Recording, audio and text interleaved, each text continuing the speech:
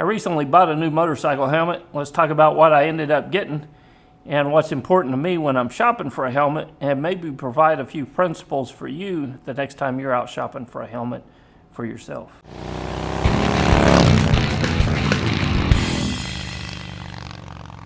Hey, my name's Kevin and I release a weekly video here on MCrider focused on road skills or road strategy to help you become a better rider. At the end of this video, head over to MCrider.com. You can learn about becoming a member, and you can find every video ever released on MCrider. So if you haven't figured it out by now, I'm a pretty big fan of showy helmets. I always end up with this solid white because I believe it's the most visible. And I put an MCrider decal on the back to make it look cool. But I like showy helmets. They fit me right, and we'll talk about why I usually end up with a showy helmet. You know, I've had other brands over the years. I've had HJC helmets that I really liked. I've had one Arai helmet, which it fit okay, but I ended up having some quality control issues with it. Let me pull this helmet back up here.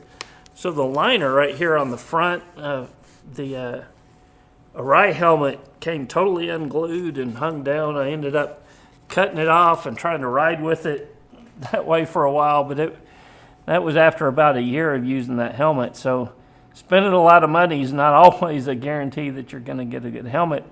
Otherwise, the helmet was fine, but it never fits me quite like a showy helmet. You know, so why do I prefer showies? Well, I think they build a good quality product, so I feel like I'm getting a safe helmet, and they fit me better than any other brand that I've ever tried. And it's really that simple for me. I feel like I'm getting a good product and they fit me right. Let's talk about the build quality and fit, those things that I'm looking for in a helmet. I want a helmet that's going to offer good protection. That's why you wear one, right? It's got to be protective. And the best place that I know to find real-world testings on helmets is a website called Sharp out of the UK. You can go to mcrider.com/sharp, and I'll forward you directly to their website. For us guys in the US, the only real issue that I've got with the Sharp website is that helmet manufacturers sometimes have different model names for a helmet depending on where that helmet is sold at. So you have to do a little bit of a Google research sometimes to find out what the model name for your helmet is in the UK. Like my RF1200 that's sold as a showy RF1200 here in the US, but in the UK it's sold as the showy NXR. So I did a Google search for showy RF1200 sold in UK. That's what I searched for literally. Found the answer that I was looking for, and then I had the numbers on the showy NXR in the UK, which is the same helmet that I've got here. Now, not all helmet brands sold in the US are listed on the Sharp website, but it is the best option we have if you want to see how a helmet fared in testing and how it compares to some others that are on the market. Snell and ECE also provide good helmet testing procedures, but as far as I know, they don't release any of the specifics to the public. All we ever know is if the helmet met Snell or ECE standards, but it doesn't provide any comparison one helmet to the other or tell you how that helmet actually did in the testing. And the DOT is useless as far as I'm concerned to see if the helmet meets safe road standards or not. In fact, the DOT releases their standard out to the public. You can find out what their helmet standards are, but then they leave it up to the manufacturer to test and see if the helmet meets the DOT standard. If the helmet manufacturer says their helmet passed DOT standards, then they can slap a DOT decal on the back of it, and we're none the wiser as the user, the end purchaser of the helmet. In fact, in a recent spot test, 40% of helmets that had a DOT sticker, so they were claimed by the manufacturer to meet standards, did not meet the DOT standard when they were spot tested. So in short, don't rely on DOT, in my opinion. It's a useless sticker on the back as far as I'm concerned. Might make you legal, but beyond that, I don't carry a whole lot of value or a whole lot of weight on the DOT sticker. So finding a well-made helmet's important, but finding a helmet that fits is just as important.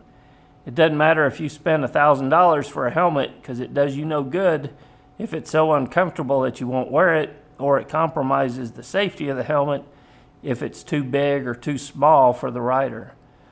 Size is important, and shape is important too when getting a new helmet. Not everybody's got the same shaped head, so a helmet that fits me well may not fit you as well because you've got a different shaped head. The only way that you can figure this out is by trying on a bunch of different helmets and wearing each one in the store to test the fit on it. So you put the helmet on in the store. If you feel hot spots in the front or the back or the side that get more uncomfortable over time, you know that that helmet is not necessarily the right shape for you. Now, some shops have trained staff that can help you with that and help you find the right fit, and they're going to be knowledgeable on what shape that particular helmet is. Like this RF1200, it's listed on Revzilla's site as to fit an intermediate oval, and all Shoei helmets fit an intermediate oval, and I guess that's what shape my head is because they fit me better than any other helmet that I've ever owned. So I know that I can go to a Shoei large and I get a helmet that's going to fit me right. And that's why I go back to Shoei so often, because I know it's a well-made helmet and I'm going to get a good fit out of it. Now, Shoei's considered a premium helmet, and in my mind there's budget helmets, there's mid-priced helmets, and premium helmets, with Shoei falling into that premium category. But just because you're buying a budget helmet doesn't mean that you have to sacrifice safety. As long as that helmet is tested and meets standards of ECE and or SNELL, being the most important standards to me, it just passes the standards, right? It either passes or it doesn't. So the cost is not always the determining factor in safety. If you're a brand new rider and buying a helmet, it can take some time to find something that works well for you. And finding a shop's important. I'm lucky to live here in the DFW area. Moto Liberty in Dallas, if you live in the DFW area, they've got good staff. You can walk in there and they can help you find the helmet that's going to fit you. They'll measure your head and they'll give you some options that they've got in the shop that are going to fit you right, and you'll walk out of there with a good helmet. Without the help of an in-person staff, it may take some trial and error to find a proper fitting helmet. And that's why I really like Revzilla if you don't have a local shop that's good to work with. They'll do exchanges and returns, and if you happen to buy a round helmet to fit your square head, you can send it back to them and try something different. You can go to mcrider.com/Revzilla and you can check out all the information that they have online for practically any helmet that's sold. They have a wide variety of helmets there. I'm also going to link in the description down below to an article that they provide to help you find a proper fitting helmet. It goes into a whole lot more detail than what I can do here in this video, and it's a really good read if you're new to this and you're trying to find a helmet brand or a model that fits you right. So I'll have a link to that in the description. So if you're in the market for a new helmet, here's my advice to help you find this. So particularly you new riders who are out there shopping for your first helmet. The first thing you want to do is find some helmets that fit you correctly regardless of price. So we're not looking at price right now. We're just finding helmets that fit correctly and something that you can wear all day on a motorcycle. You want to find someone to help you if you don't know what you're looking for. If not, make sure you read that article that I'm going to link in the description to help you make some decisions and maybe find the helmet that's going to fit you correctly. And once you have a few that fit, do some research. Go to that Sharp site and see how it performed in testing. And if they're listed on the Sharp, it's going to give you the most information. Beyond that, look for ECE and or SNELL certification and ignore DOT. So we're talking full face helmets here. If that's really all I've got experience with, that's what I always wear, is a full face helmet. Beyond that, you'll need to do some research on your own, but we're talking full face helmets here. So once you have some helmets that fit well and are well made, determine what your budget is. How much are you willing to spend and what features you want, and then buy a helmet in that category from the ones that fit you. Now, buying a helmet's not always an easy proposition, but with some time and research, you can find something that fits well, that it's safe, and it fits within your budget. Now you may be wondering what the difference between, I listed premium, mid-priced, and budget helmets, what the difference between a premium helmet and a budget helmet is, aside from a few $100s. So some of the things that differentiate the two are shell sizes. Now many lower cost helmets, the shell is this outer portion of the helmet. Many lower cost helmets, that shell is going to be the same size on every helmet. So it doesn't matter if the helmet's a large or a small, from the outside, that helmet is going to look the same because they're using the same shell. They only have to manufacture one shell. The way they make it fit different people is they change the thickness of the foam on the inside of the helmet to make it fit a smaller head. So a person who would wear a small helmet is going to have the same size outer shell that a person wearing a large helmet is. Now Shoei, they've got several different shell sizes for each particular helmet. That drives costs up, and that's part of what you're paying for when you go with a premium helmet, is the shell is going to fit the dimensions or the size of that particular helmet. Another thing is weight. Premium helmets are generally going to weigh less than budget helmets. They're made of materials that offer the same general protection, but they do it at a whole lot less weight than cheaper alternatives. Now, you may not think weight's a real big deal, but weight can have an impact on the comfort of the helmet. And also, if you do have a crash, you want as light a helmet as possible up there on your head to hopefully, keep from having neck injury. So weight, not only is it a comfort thing, but it affects the rider in a crash as well. And ventilation is going to be a big difference between a premium helmet and a budget helmet. A good quality helmet will generally offer better ventilation than a cheaper one. And in fact, some really inexpensive helmets that have vents on the top. So like this, I show it here. I've got vents on the top right here that I can open or close to allow air in, and vents here in the back.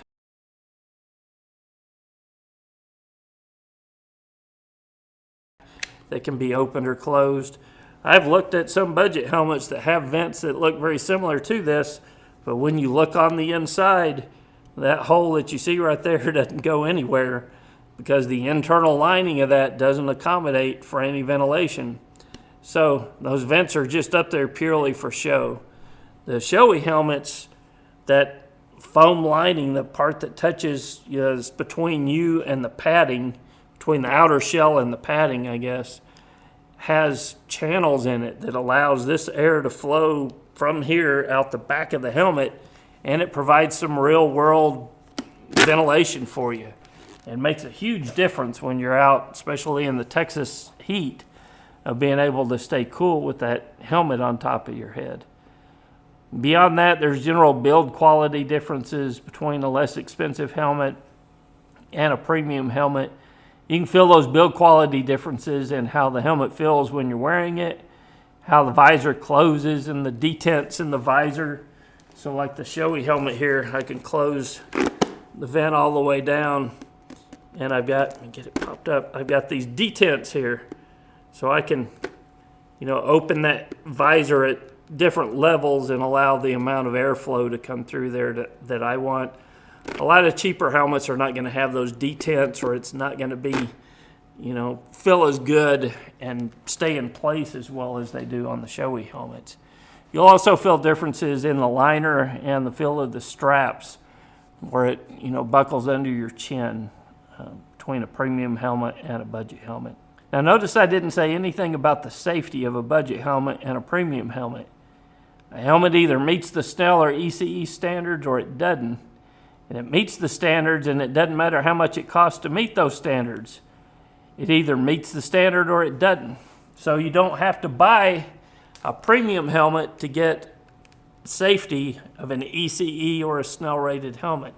There are helmets on all kinds of budget levels that are going to help you be safe and be protected out there. What you're paying for are some of those features that I mentioned earlier. And if you ride a lot, you have to determine if those features are worth it for you or not.